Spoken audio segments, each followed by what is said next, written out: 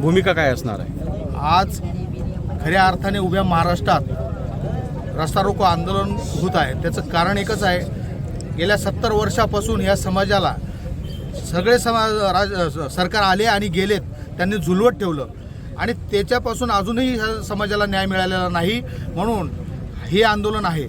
खरं म्हणजे आज 12, 13, 14 दिवस झाले आमचे समाज बांधव मरणाला झुंज देत आहेत, उपोषणाला बसलेत जागोजागी. तरी ह्या गेंड्याचं हे चापडलेल्या पांघरलेल्या सरकारला अजून त्याची जाण होत नाही, त्यांची दया येत नाही. आणि म्हणून समाजाचा आज आता अंत संपलेला आहे. आणि म्हणून समाजाने सरकारने जर समाजाला आता न्याय नाही दिला तर हे आंदोलन ही एक झलक आहे. याच्या पुढचं आंदोलन तीव्र होईल, त्यावेळेस त्याचं सगळं जबाबदार हे सरकार असेल. धन्यवाद.